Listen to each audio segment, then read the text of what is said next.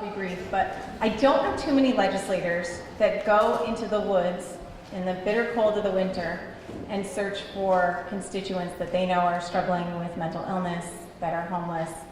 When we've been talking for a couple of months regularly about some of the work that Representative Case has been doing. He said, yeah, I used to own a building and I had some families that struggled, and I would make sure that they were okay with food, and I would figure out what is it that's keeping you from being self-sufficient, from being successful, and what can I do to help you move past that? And so I tried, Commissioner, to hire him to work with us, but he said no, but he's doing the work that we do every day, but doing it because he cares and above and beyond what his day job. This is just who he is. So I think we made an excellent choice, our board members, this year, and I told him that now we'll continue to use him as a resource, but we couldn't be happier. Jay, it is my pleasure to be up here, and I am honored to be presenting this award to you. I'm so happy that on behalf of CCFSA that I am able to do this. In honoring Jay, we are recognizing a true leader who embodies what CCFSA stands for as an organization.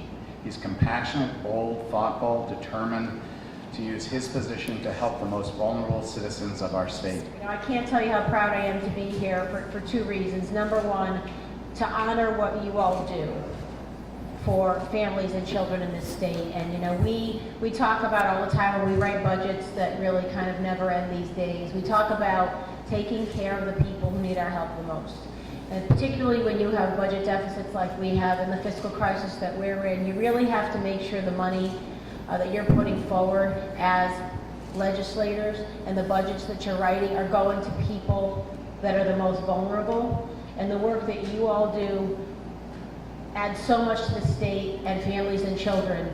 So I want to thank you for what you do. First and foremost.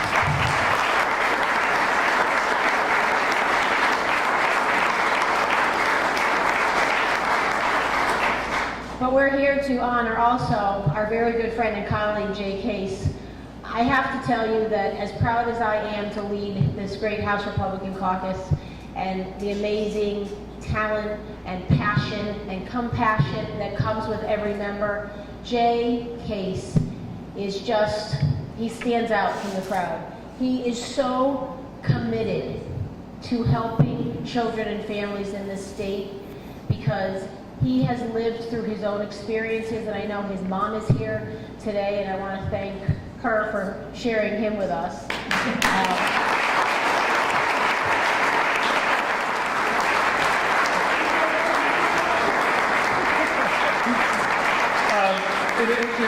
I have a few small words to say because I was always taught by not only my previous leader, Larry, but by Themis, less is more.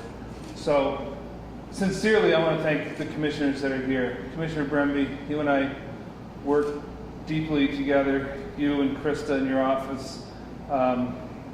Commissioner Shuck, DDS, we work tirelessly with Christine. I think Rod's here too from the office. Commissioner Klein, we do a lot of things with fair housing. Thank you guys for taking time out of your day to come here. It's an honor to have you here. It's an honor for me to be here. Today, I want to thank the Connecticut Council of Family Service Agencies and all the work they do throughout the state of Connecticut. Wow, we service 180,000 members. That's incredible. Connecticut has its struggles. We have a lot going on. And I know when I decided to run for office and be here, I'm going into my 6th year. I didn't do it for anything personal agenda. I really wanted to help people that weren't able to help themselves, the most vulnerable people in our state, because if we don't have the people, we don't have the state. So I always consider it people before projects. So I want to keep working on that and making sure that, going out into the woods and seeing the homeless and pulling them out, going and working with people who have special needs. I have some accomplishments people don't realize, but the legislators in the room and all legislators, most of our work is done behind the scenes. I have a gentleman who was supposed to be here, unfortunately, he got brought to New York, who I helped get a double lung transplant with my staff, Molly, who's here. She's my age, she's my rock, she's great. And Greg, my press, who does an awesome job. But those are the things that people don't see. Caleb, who's from the city of Torrington, he's an autistic child who has some very serious needs. Last night he got admitted to a hospital in Boston with double pneumonia. He was going to be here today. But these are some very personal things that happened. And in my life, in the next couple weeks, it's going to be the 2-year anniversary of my brother passing. And he was my special needs, he was my rock, and everybody looks at me and says they love my tie. This was my brother's tie that he wore, that he got when he won the 1995 International World Games for Special Olympics. So I always wear his tie with pride.